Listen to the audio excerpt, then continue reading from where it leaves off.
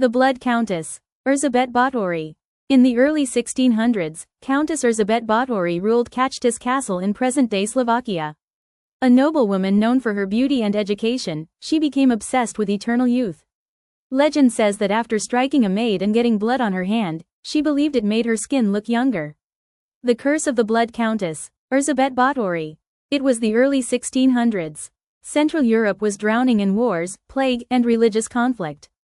In what is now Slovakia, nestled among the snow-covered mountains, stood a castle with thick stone walls and a dark reputation, Countess Castle. Its mistress was a noble Hungarian countess named Erzsébet Báthory. She was wealthy, highly educated, fluent in Latin, German, Hungarian, and Greek. She had once been married to Ferenc Nadasdy, a celebrated general known for his battles against the Ottoman Empire. But after his death, something changed in her. Something dark awakened. As Erzsébet aged, she became obsessed with maintaining her youth and beauty. One day, as legend goes, a young maid was brushing her hair and accidentally pulled too hard. Enraged, the countess slapped the girl across the face. The girl's blood splattered onto Erzsébet's hand, and in that moment, she thought she noticed something peculiar. Her skin where the blood had touched looked fresher, more youthful, and with that twisted revelation, Erzsébet's descent into horror began. Convinced that young girls' blood could preserve her beauty, Erzsébet began luring peasant girls into her castle with promises of work. Some were orphans, others came from poor villages.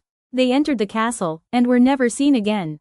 In the hidden chambers beneath the castle, Erzsébet tortured these girls. She cut them, bled them, and bathed in their blood, believing it would keep her young forever. As her obsession grew, so did the number of victims. Eventually, she began targeting daughters of lesser nobles under the pretense of educating them. When they, too, began to disappear, whispers turned into outcries. The rumors spread across the kingdom like wildfire. Parents hid their daughters. Priests preached of dark forces within Countess's walls. By 1609, the rumors had reached the ears of King Matthias II of Hungary, who ordered an investigation. Count Georg Thurzo, a high-ranking official and former ally of the Báthory family, was tasked with confronting the countess. He stormed the castle, and what he discovered chilled the blood of even the bravest men. In the dungeons, young girls lay chained and mutilated.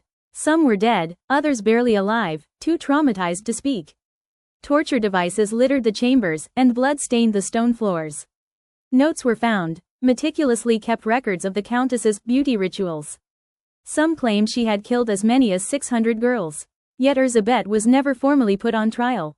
Her noble status protected her. The royal court reached a compromise to avoid scandal. She was sentenced to house arrest, but not in the usual sense. Her chamber was bricked up, with only a small hole left through which food was passed. There, in that silent tomb within her own castle, she spent her final 4 years. Alone. Forgotten. In 1614, the servants noticed she had stopped taking food. Erzsébet Báthory was found dead, lying in her bed. Her body was quietly buried, and to this day, the location of her grave remains a mystery. But her story lived on. Some say she was a monster. Others believe she was the victim of political enemies seeking to seize her lands and destroy her legacy. Still, the horrors found in her castle speak volumes. She is now remembered as the Blood Countess, the most prolific female serial killer in history.